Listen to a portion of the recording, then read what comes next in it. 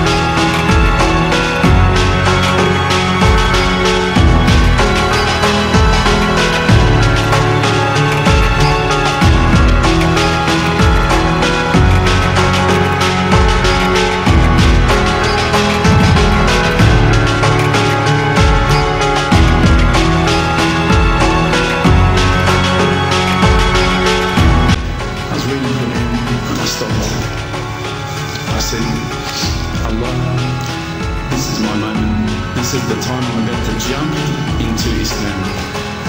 All I need is just a sign. So I said, okay, go.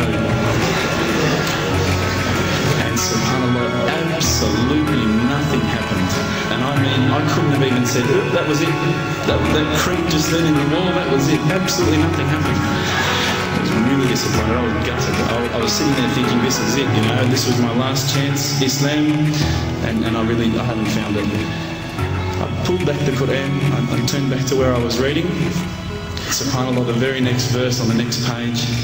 For those of you who ask for signs, have we not shown you enough already? Look around you, look at the stars, look at the sun, look at water. These are the signs for the people of knowledge. Why are you an atheist? I became an atheist because I was raised to believe in God and the stories, and I was basically told by everyone around me that they were true.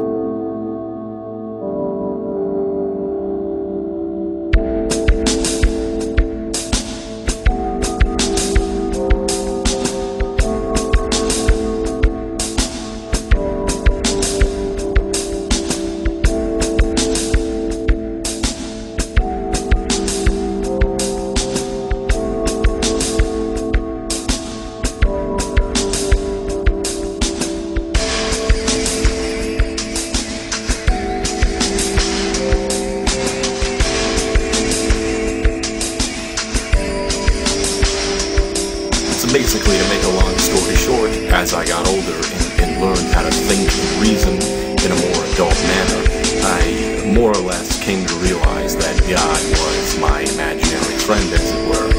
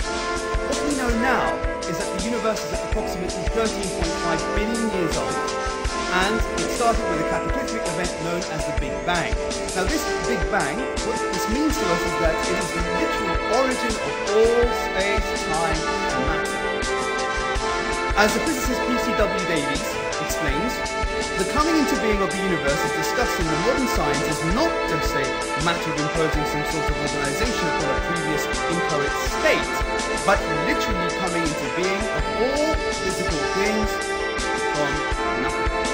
Stephen Hawking reports in his book, The Nature of Space and Time.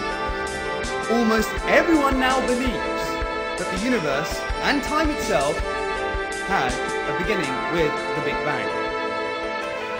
Professor Anthony Kennedy from Oxford University, he writes, a proponent of the Big Bang theory, at least if he is an atheist, must believe the universe came from nothing by nothing.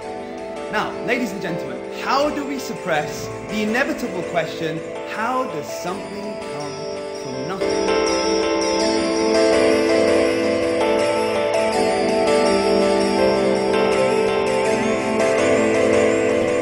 Jesus did not speak out against slavery. There is no rule in the Bible that says, do not hold slaves.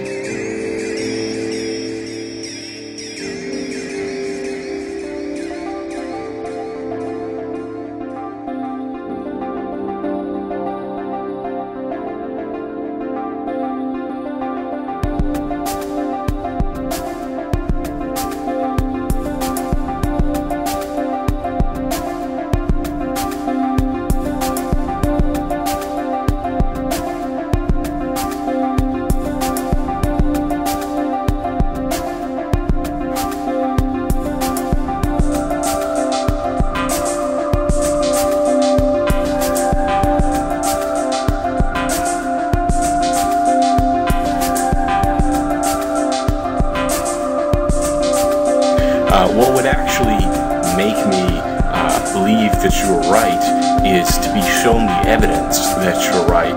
Now, how do we know that there's a God?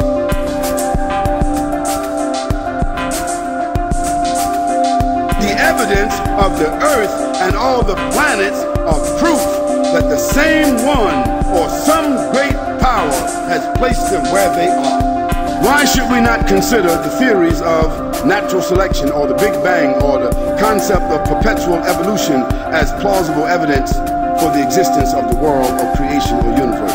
Because none of these theories can deny the fact that macro and micro systems are arranged, fixed, proportioned, measured, determined, limited, synchronized, and given distinct characteristics and parameters that they cannot go beyond or exceed.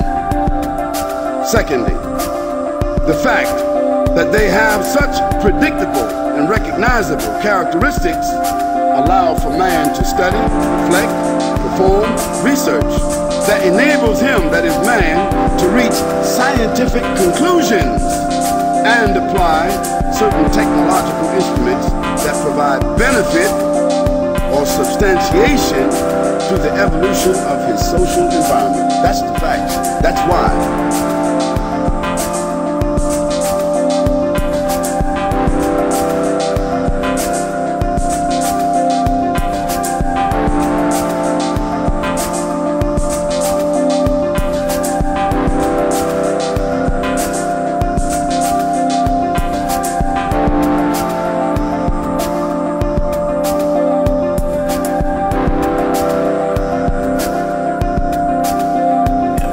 But when you really get down to it, when you talk about history